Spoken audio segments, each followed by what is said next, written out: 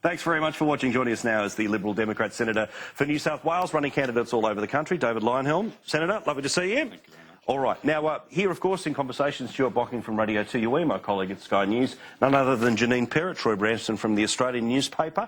Sadly, because we don't have enough seats, Ross Cameron is just lurking, standing by at any one moment here. Now, we're going to hopefully have you at that forum a little later in the week. That'll be fun, and I want the people to have their say and the rest of it. But what I've noticed about this lovely ad you put out there today, about the Marlboro man, geez, didn't some of the lefties go nuts about that? You know, the reason I'm so all in on your candidacy, and look, you're one of 12, so people can vote whatever they want. But you know what? You're not going to back in the smoking taxes. I like the posters out the front of the airports that say no taxes. I love when you rattle the nanny state like this. What's been the most hysterical reaction to an ad like this? Well, I had one journalist ask me, did Marlboro allow us to use their image in the advertisement? There was quite a bit of interest in why we didn't use the top one, because that was our first draft, was the top one. The actual advertising agency said to us, we don't think that one will pass muster because it glamorises smoking. Figure that. It didn't look very glamorous to me, but there you are. The reactions are mostly anti-smoking, though. The negative reactions are mostly smoking. The people who get it, which it's not a pro-smoking advertisement. Of course not. It's about freedom of choice and particularly opposing tobacco taxes. But the people who mostly go after us on this issue assume that it's positive on smoking, and so they start talking about how many people have died and all the lung cancer stuff and all that kind of thing. We don't dispute that smoking is not good for you. Our argument is simply that if you're an adult, you can make your own choices. Everybody knows smoking is not good for you. Correct. And smokers are, I think, now probably the most persecuted minority in Australia. They get taxed to hell. They're not allowed to smoke in increasing number of places. They're not doing anybody any harm these days. They're not puffing smoke in anyone's faces. So you can't claim that you're protecting anyone from ill health or something like that. It's all about disapproval. Now, you imagine if there were laws saying, well, you can't do what you do here because I disapprove of you. I'm going to tax the hell out of you because I disapprove of you, and let's suppose it was something else, not smoking. Yeah. You know, imagine the outrage. Correct. And look, it's this thing. Look, as a smoker, I know that I'm shortening my own life. It's idiotic. It's ridiculous. But the idea that more money was raised by smoking taxes than the carbon tax when it existed, that's why this is my man. Janine. Not to mention that smokers are going to keep the budget. It's the only people that are going to help them. It's one of the most regressive taxes as well in terms of who it hits the hardest, and we never hear about that. I want to ask the Senator a question, though. The Adler lever-action shotgun. There's been a moratorium on sales that runs out in August, early August, after the election. Despite what's happened in Orlando, the gun control debate in the US, there's been no discussion of the leaders on this. The reason it's not for sale is because there was a deal done with you over border control, and there's now a review into it. I just want to know what is going to happen on that Adler shotgun, and the fact that somebody like John Howard has said that he's not happy this is watering down Australia's very well-regarded gun control laws. Well, you need a few facts injected into the situation. The only shotgun that this affected was the 7-shot. The 5-shot lever-action 12-gauge shotgun is perfectly legal, has been forever. So the 5 shots are coming in, they're selling in their thousands, people are buying them. The one that's was affected by the prohibition that I negotiated with the government about was a 7-shot.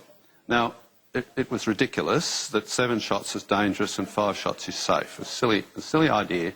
And not only that, you can actually buy an extension magazine for the 5-shot and take it out to 7, I think maybe even 8 shots. So the idea that you are achieving something constructive by prohibiting 7 shots while allowing in the 5 shots is ridiculous. It's just an insane idea. And the reason that I got cranky about it and took it up as an issue was because it was being pursued by the agenda of the anti-gun brigade, who think that they can take, it's like taking slices off a salami.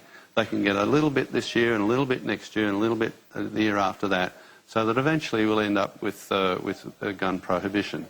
The comparison with America is not valid. We should compare ourselves with countries like New Zealand or Switzerland or the Czech Republic. They are far more indicative of what we can expect with either tighter or tougher gun control. America is way out by themselves. Their culture is different. They kill each other without guns far more than we kill each other with guns. It's a different culture altogether. So, okay, but put very simply here is that when that decision comes up again, what is your position on that decision? Oh, yes. I will again oppose any bans on the 7-shot Adler because what's the difference? I mean, you can get a 7-shot or you can make a 7-shot Adler by sticking an extension magazine in a 5-shot Adler. What's the point of doing it? Okay, Troy? Senator, this double dissolution election, of course, is all about the ABCC bills and the registered organisations bills. Two quick questions in relation to that.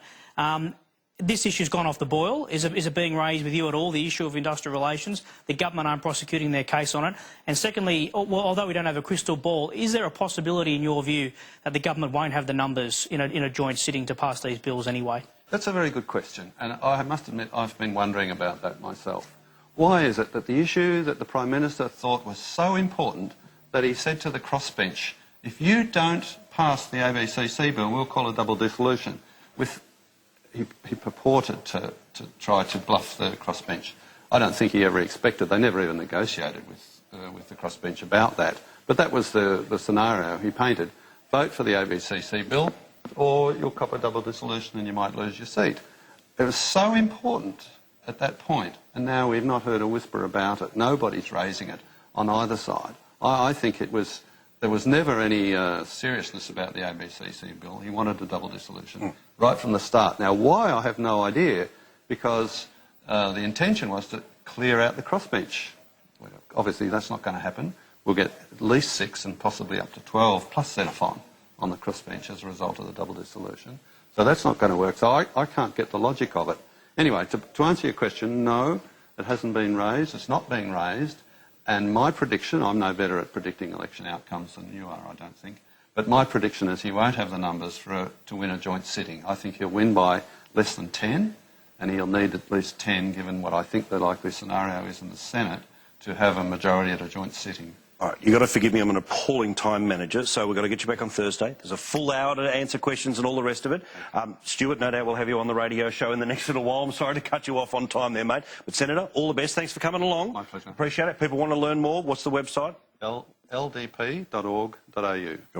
Anyhow, vote for the Liberal Democrats as well as anything else. Look, I want the government to be returned, that's fine, but I want this bloke in the Senate as well. Quick break, back with more here on Paul Murray Live.